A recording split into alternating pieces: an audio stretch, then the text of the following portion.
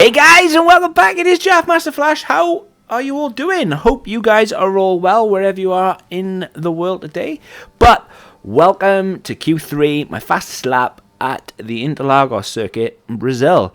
Absolutely love Brazil. You never know what you're going to get with this circuit. You don't know whether it's going to be raining in one part or torrential raining in one part, or it's just going to go sweet and smoothly. I was absolutely astonished at this lap. I really was. My best lap ever, I believe, at Interlagos. It was such a quick one, and I know if I continued going, it could have gone faster. The car would have obviously been lighter with fuel, but what a lap it really was, and I was extremely happy with it. Could not have been happier. As you can see, there is grey clouds in the sky. Q2 was wet. Practice 3 was wet. Just been rain has just been on and off. But nevertheless, this is Interlagos. I absolutely love this circuit. I think I don't love it as much as I love Spa or Monza, but there goes for a 107.3, and I was really happy with it. But yeah, it's kind of sad that this is the last year that we'll be at Interlagos. I know they have a new circuit being built currently at Rio de Janeiro. Would like to hope it is somewhat similar to Interlagos, but probably not, because Interlagos, believe it or not, is an old style circuit. And yeah, it's kind of like just a bit longer than the Austrian circuit. But as I said before, the weather is really unpredictable every time they go to Interlagos. And even though due to COVID, etc., this year's calendar has been kind of messed up, and we've had some other circuits. It's just a shame that we won't see Interlagos back on the calendar anytime soon, unless something happens and they can get 2 Brazilian Grand Prix. But with obviously policing and fans and whatnot, to get 2 Grand Prix in a country, it's quite a difficult thing to do. Obviously, it costs a hell of a lot of money, and I would imagine the troubles that Interlagos have been rocked with. I believe one year that the Mercedes team bus was held up at gunpoint. I think that was a few years ago now, but still, it's quite difficult to police everything to and from. But yeah, that was that. This, however, though, is the CleverBoy Racing Team at Interlagos. We're going to start off with the formation lap. I could not believe the pole lap I put in. It was really awesome. As I said before, I raced at 25%, and this will be 18 laps long. Struggled to get the tyres up to temperature. I sped up, slowed down, but just couldn't get no heat into them properly. But that being said, it was still an awesome lap, and it took a while. It took till we got to Cota to get a decent lap, to get pole, to get P1 as well. But since Cota, with the upgrades coming thick and fast, we've had another engine upgrade from the Mercedes engine supplier, and you just can't ask for any more. The cars just seem to have gone from strength to strength, even though I was really unhappy with it. I mean, yeah, you need to be where the car needs to be, and it is what it is. But yeah, waiting for us to get around this circuit, and I wish I could just race there every week. I really would not be opposed to that, not at all. Like I said, it can be quite tricky when the tyres actually lose grip.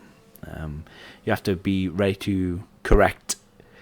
But afterwards, when you get a decent set of tyres, whether it's the softs or mediums, the car just sticks. The car just It is planted. And here's the next season. We got one more race after this one at Abu Dhabi. And then we should just be prepared for next season, and hopefully we will keep on going and going and going, and then this car will be the one that is on the front of the grid each week. I need to sort out the teammate. I'm not sure what I'm going to do with him yet, but here we go. 5 lights. We're away. Absolutely love the starts. Loving the starts. I struggled so badly in F1 2019, as I've said before, but in 2020 they seem to have nailed the starts, and you can get away a lot easier. Fair play, Bottas was a bit of a thorn in my side throughout the entire race. Not sure what happened to him later on, but you'll see. He's tried to go up the inside of me there when he was so far back. It just asks and begs belief of why he thought he could, but then that's the AI for you. But yeah, with this being, like I said, a short circuit, they can close on you quite quickly from far back, and don't know what, like I said, what he was thinking then. But as he's sticking with me. It's a Mercedes car. Mercedes, we all know how good they are. And if Bottas finishes second or above, I think he wins the championship this year. As I said, I didn't have enough. The car wasn't good enough. But next season, I hope to really challenge them all. I just love Interlagos. That's a lap done already, and you just think, wow. Just the S's, or the center S's at the beginning, just right, left, and right again.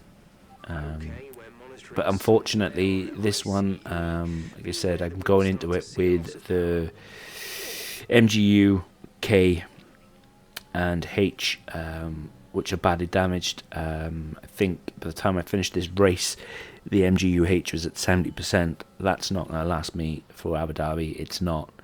I'm going to see if I can get away with using an older one through practice and qualifying, or practice at least, and then change to the new one, or the less older one for qualifying. But I don't think I can, because I think I've used to their max. So I might have to take a penalty come Abu Dhabi.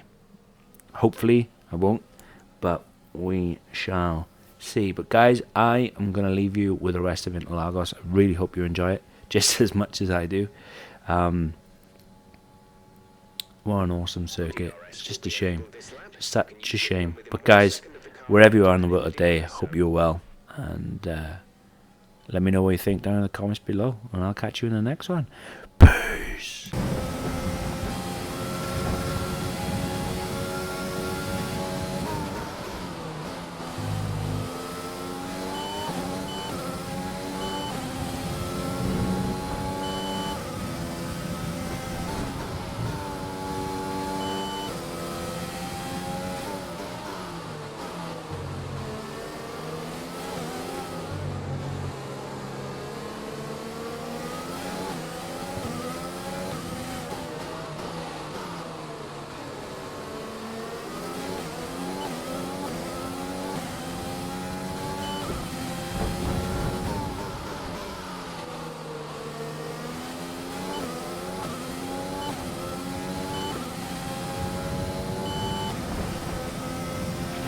Power from the engine is going to be down slightly. It's showing some minor wear.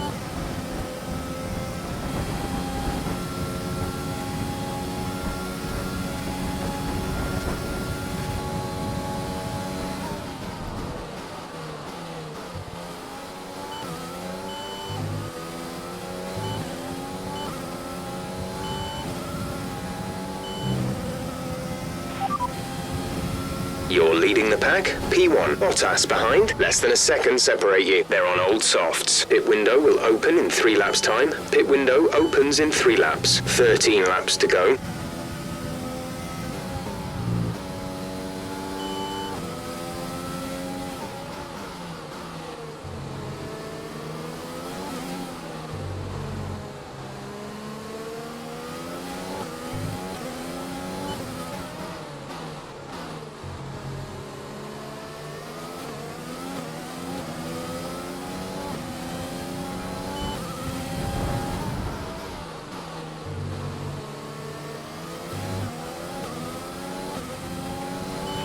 Some information on Leclerc. They have an issue with their car. They're going to be slow.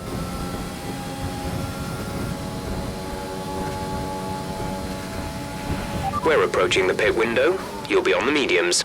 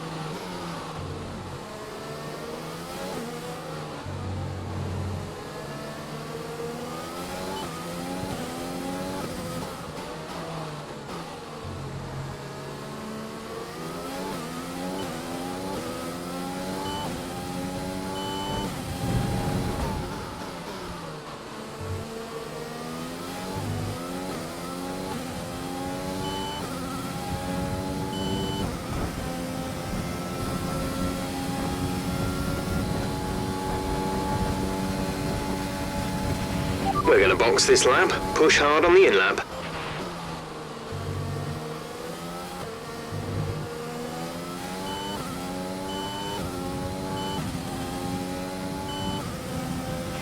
Pitting this lap then. Come into the pits at the end of this lap.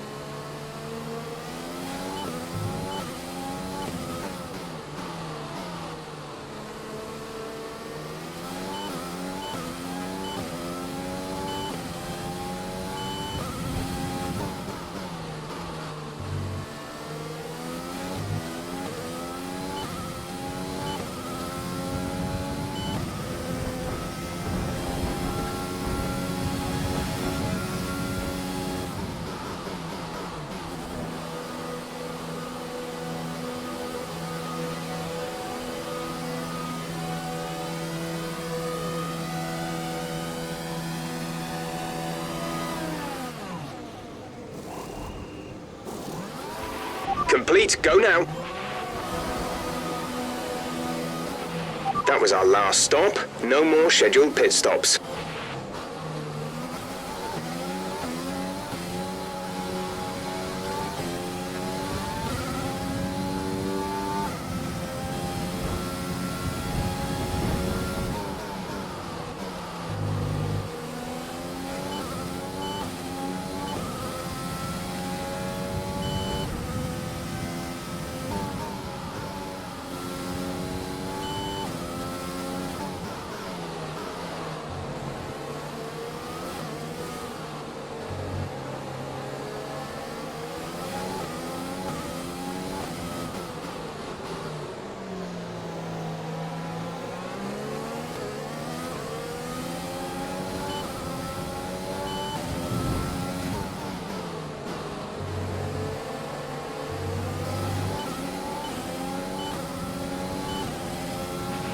The track is clear. Green flag.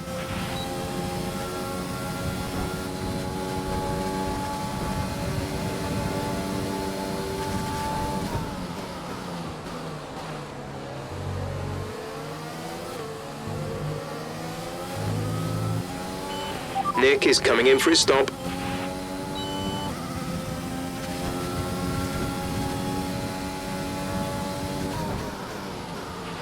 Our gap behind is 1.8 seconds.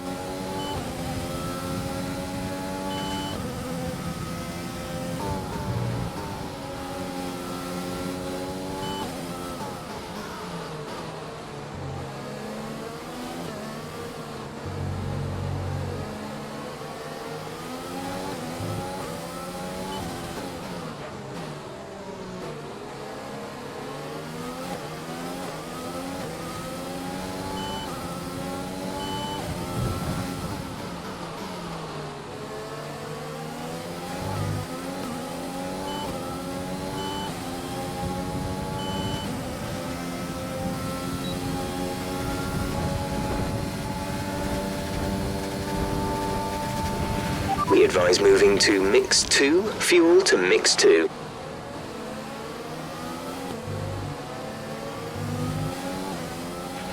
The car behind is dropping back by about 0.3 a lap.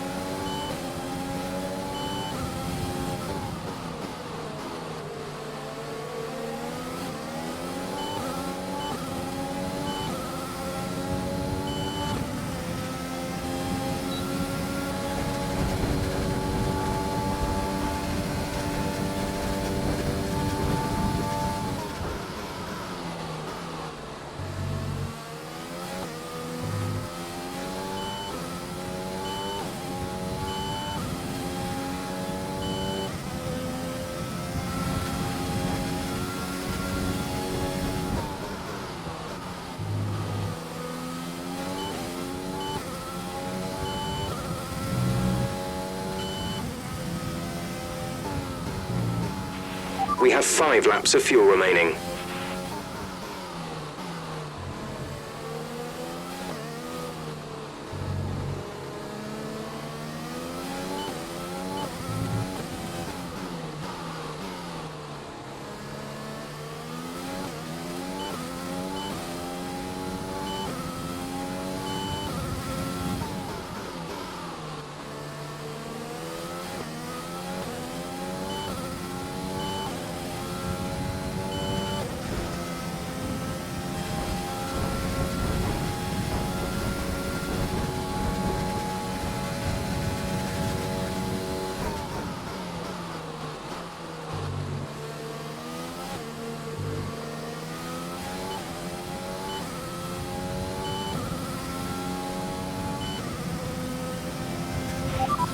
You are in first position, front of the pack. Bottas is behind you. The gap to the car behind is 2.9 seconds. They're on fresh mediums. Pit strategy complete. See these tyres through to the end now. 5 laps till the end.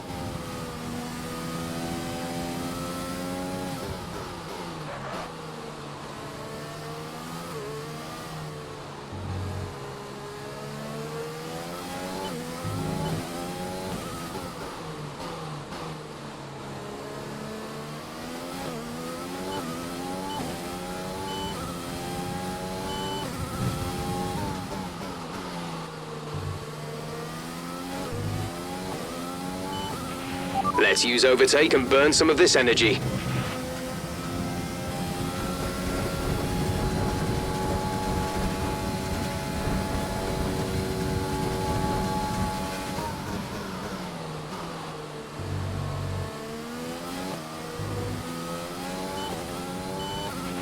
You're increasing the gap on the car behind by 0.5 per lap.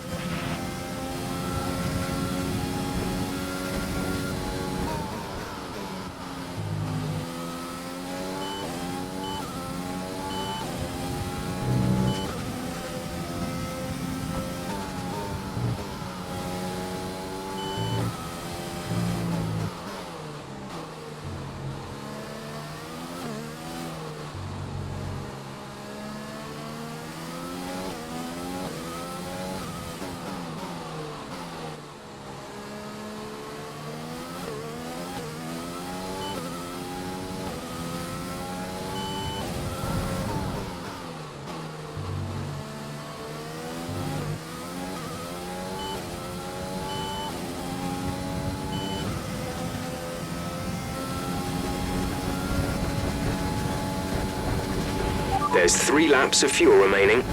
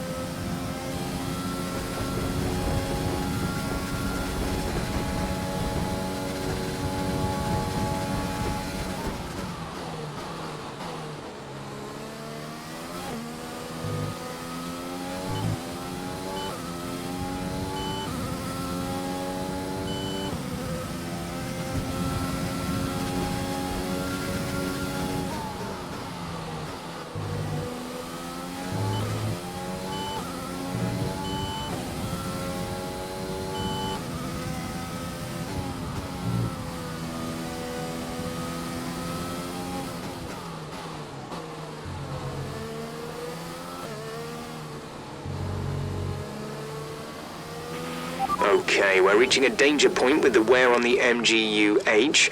Overheating the engine will exacerbate the issue, so keep the temps under control.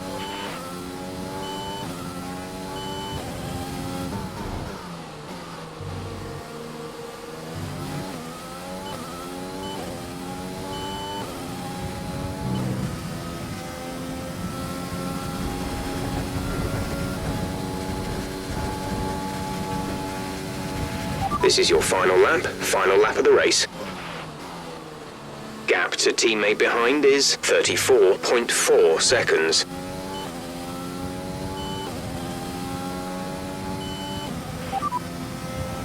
This is your final lap of the race.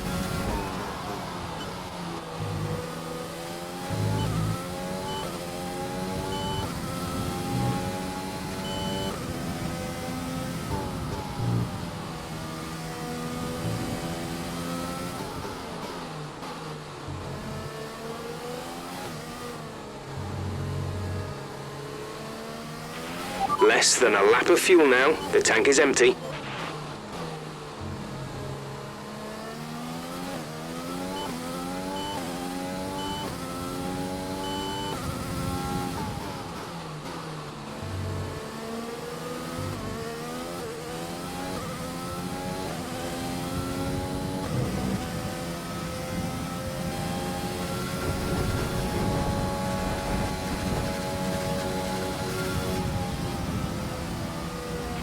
Great job, you've done everything we wanted today.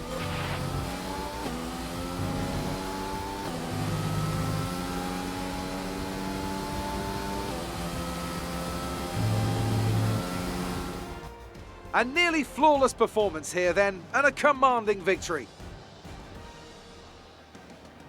What do you think it was, Ant, that gave them the edge over the competition today?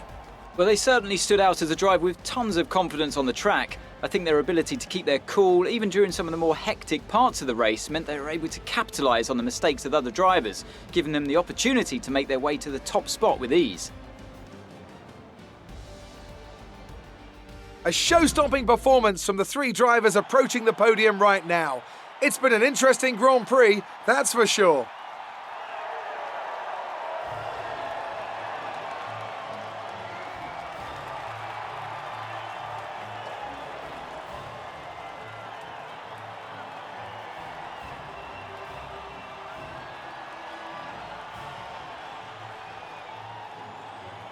Let's see what effect this result has had on the drivers' standings. Valtteri Bottas passes his rival to take over the lead of the Drivers' Championship. After an incredible day of racing, who was your driver of the day, Ant? It's got to be Lewis Hamilton. I mean, he pulled off some impressive feats out on the track today, even by his standards. Let's move on to the constructors. Ferrari continued to extend the gap at the top of the table.